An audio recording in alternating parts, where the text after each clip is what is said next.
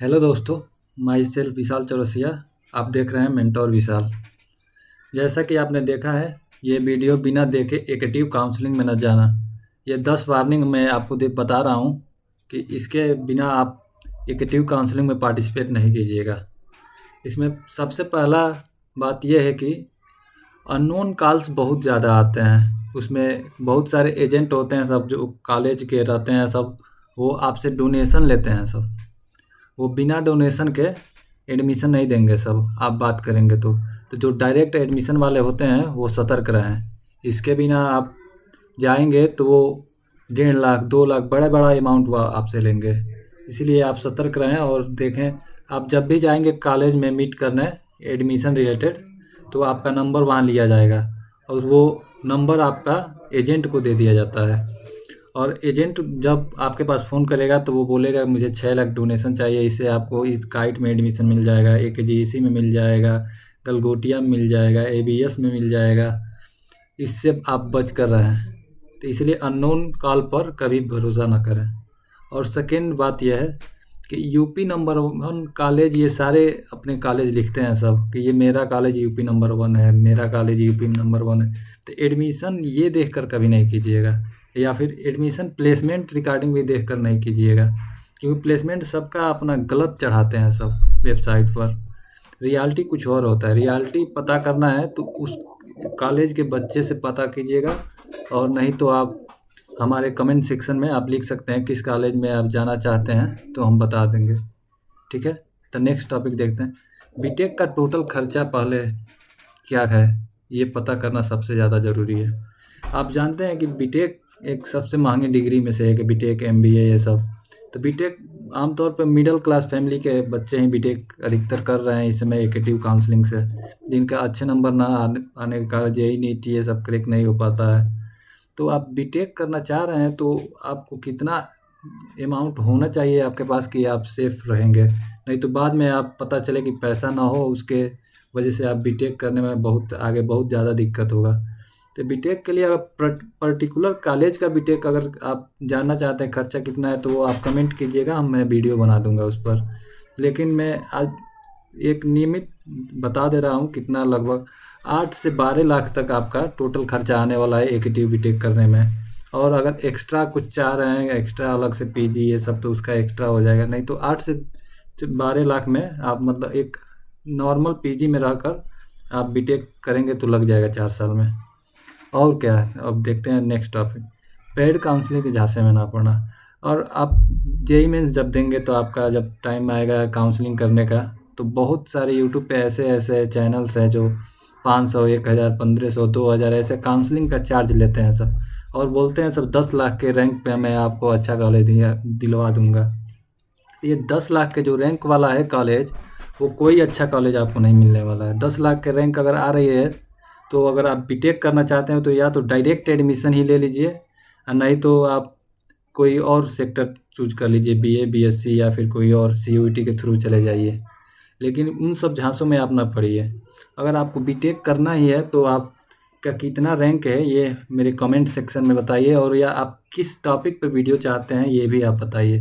मैं उस टॉपिक पे वीडियो लाऊंगा और मैं बिल्कुल फ्री ही सारी जानकारी दूंगा आपको। मैं भी एक्टिव काउंसलिंग से ही पढ़ रहा हूँ। इस समय CSAIML है मेरा, Galgotia college of engineering and technology है मेरा। लगभग 2,80,000 के रैंक पर भी यहाँ पे CSAIML मिल जा रहा था आसानी से। अब नेक्स्ट टॉपिक पर बात करते हैं। हाँ, और ये भी जान लीजिए कि अगर आपको डायरेक्ट एडमिशन लेना है तो अप्रैल में जब आपका JEE मेंस का वो बीत जा रहा है सेकेंड अटेम्प्ट, तो उसके बाद अगर आपको डायरेक्ट एडमिशन लेना है तो तुरंत जाइए और संपर्क कीजिए कॉलेज में तुरंत। काइट बहुत अच्छा कॉलेज है। काइट में अगर जिसका 85 to 90 प्लस है, उसको एक छोटा मोटा पेपर देना रह रहा है, उसके बाद उसको CSC का ब्रांच में मिल जा रहा है। और CSC, और आप सोच रहे हैं कि जो डायरेक्ट एडमिशन वाले हैं उनको क्या स्कॉलरशिप मिलेगा, ये बहुत बड़ा टेंशन। मेरा एक ही दोस्त था, वो भी यही सोच रहा था, क्योंकि उसका मैं डायरेक्ट एडमिशन कराया था अपने ही क्लास में, तो वो बहुत टेंशन में था कि उसका आया कि नहीं, आएगा कि नहीं। लेकिन दोस्तों इस बात की कोई चिंता, अगर OBC हैं आप डायरेक्ट एडमिशन कर रहे हैं तो आपका स्कॉलरशिप आएगा, अगर जनरल हैं तो नहीं आएगा, ये उसमें लिखा रहता है। अगर आप ओबीसी हैं तो वो उसका मेरे साथ ही आया। मेरा 53,500 850 आया और उसका 53,881 की 80 ऐसा ही अमाउंट आया, अभी कुछ दिन पहले ही आया। तो ये स्कॉलरशिप का कोई टेंशन नहीं है। और ये टॉप 10 एकेटिव में वैसे उतने अच्छे कॉलेज तो आपको नहीं मिलेंगे जो 10 लाख 8 लाख ऐसे रैंक पे हो, लेकिन आपको कुछ अच्छे कॉलेज हैं जो ग्रेटर नोएडा गाज़ियाबाद ऐसे कॉलेज हैं, और वो लखनऊ ऐसे जगह पे हैं जो हम आपको बता दे रहे हैं। कुछ गवर्नमेंट कॉलेज का आपको नाम बता दे रहे हैं, कुछ गवर्नमेंट कॉलेज। हाँ, एक आईटी लखनऊ आपको मिल जाएगा। एक ट्रिपल एमयूटी है जो पहले एकेटिव काउंसलिंग से ही होता था, अब उसका अलग काउंसलिंग होने लगा। एक एचबीटीयू है कानपुर, उसका भी अलग काउंसलिंग से होने लगा। अब वो अगर उसमें एडमिशन लेना है तो अलग काउंसलिंग करना पड़ेगा उसके लिए, इसलिए इसमें आईटी लखनऊ एक बेस्ट कॉलेज मिलेगा आपको। एक केएनआईटी सुल्तानपुर है, सेकंड नंबर पे है। थर्ड नंबर पे है बीआईटी झांसी, और एक doctor Ambedkar institute of technology है, कानपुर में ही है। Uttar Pradesh textile technology institute Kanpur, ये भी कानपुर में ही है। आरईसी बांदा, ये भी है 7वें नंबर पे। आरईसी कॉलेज ऑफ बिजनौर, ये भी है। आरईसी कॉलेज ऑफ का, ये आरईसी में अब उतने अच्छे कॉलेज तो है नहीं।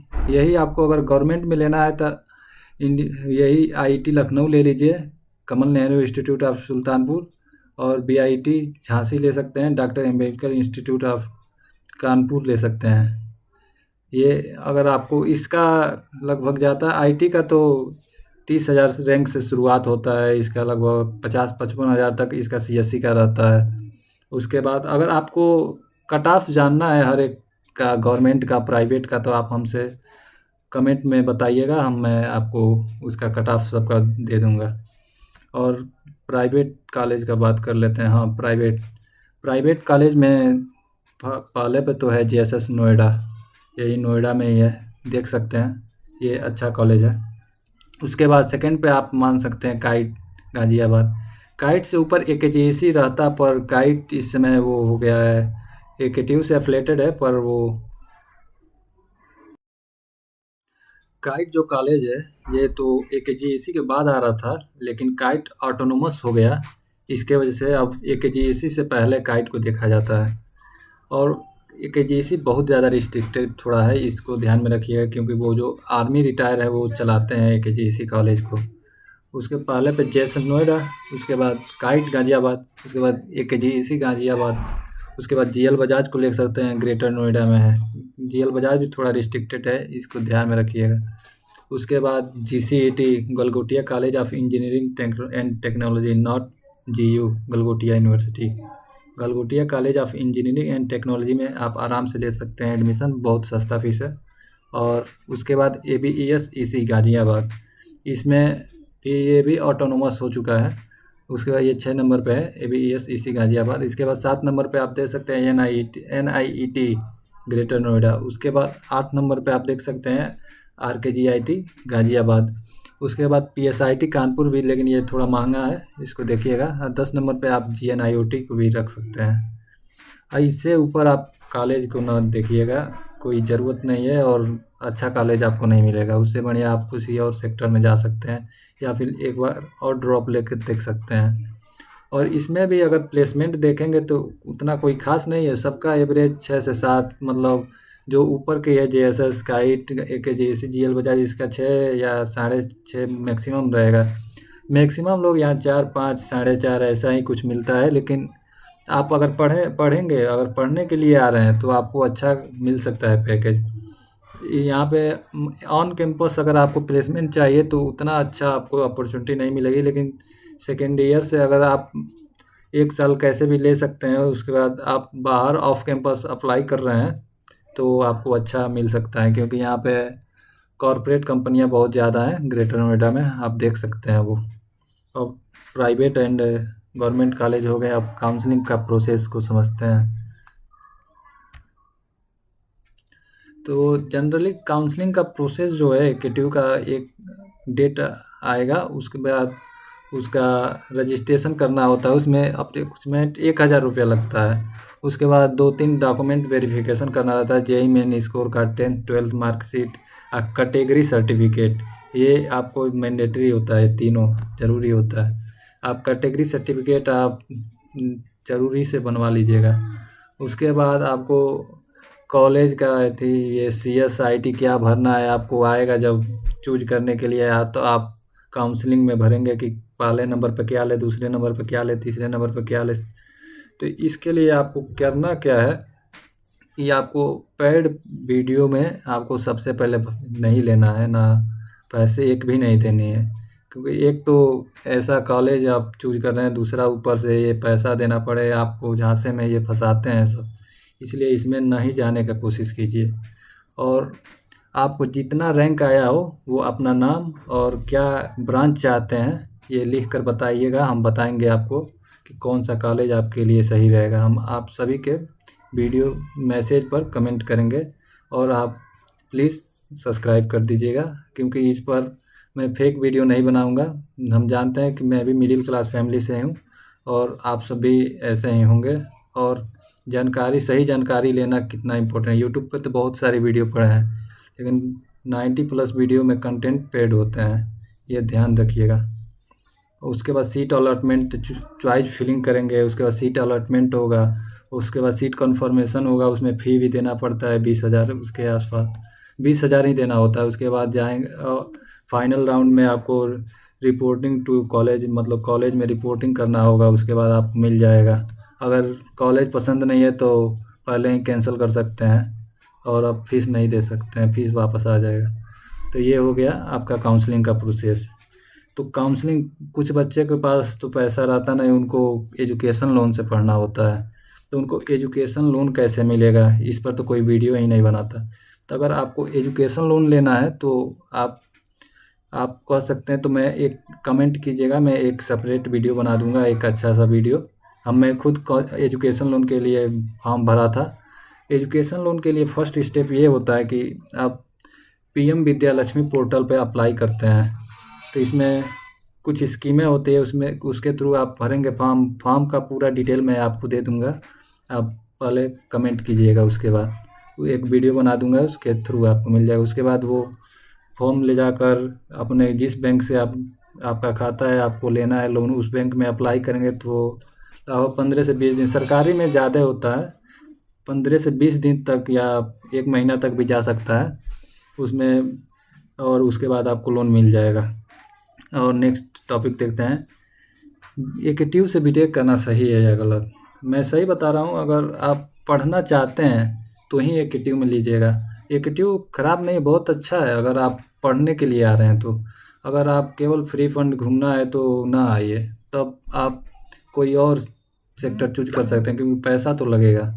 पैसा 10 से 12 लाख खराब नहीं होता है, बहुत ज़्यादा अमाउंट होती है। अगर आप नहीं करना चाहते हैं तो कहीं बीटेक के अलावा शुरू आप 12th के बाद ही बिजनेस कर सकते हैं, बिजनेस आइडिया मैं दे दूंगा। लेकिन अगर आप करना चाहते हैं AKTU, आप ग्रेजुएशन करना चाहते हैं तो मन से कीजिएगा। और AKTU में लगभग 90% कॉलेज पर अच्छे नहीं है, 10% ही कॉलेज आपको अच्छे मिलेंगे। उन 10% का जानकारी मैं दे दूंगा अगले वीडियो में। और नेक्स्ट देखते हैं टॉपिक।